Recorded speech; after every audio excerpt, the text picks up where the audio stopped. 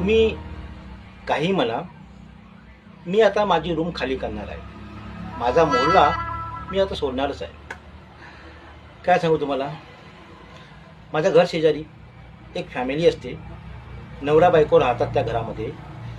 त्या दोघांना जेव्हा भांडण करण्याची इच्छा होते तर ते आपल्या घरामध्ये भांडण करत नाही, ते चव्हाट्यावर येतात. घराच्या बाहेर अंगणामध्ये येतात आणि तिथे जोराने भांडण करू लागतात. इतक्या जोराने भांडण करतात की मला राहवत नाही.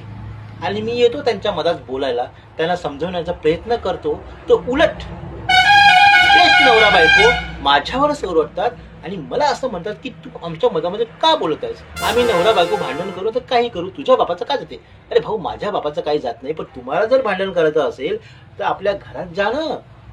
घरात जा, बेडरूम मध्ये जा आणि जोराने भांडा, काही करा. परंतु नाही, त्यांना चव्हाट्यावर म्हणजे अंगणातच भांडण करायचं.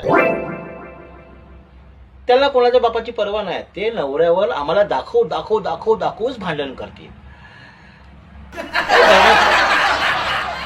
पण मला लागत त्या नवऱ्याला, त्याच्यामध्ये किती हिंमत आहे की तो आपल्या बायकोसोबत भांडण करत आहे.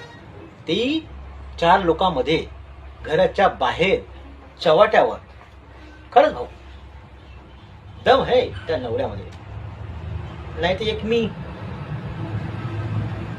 माझ्यात किंवा एवढी हिंमत येईल बायकोसोबत भांडण करण्याची.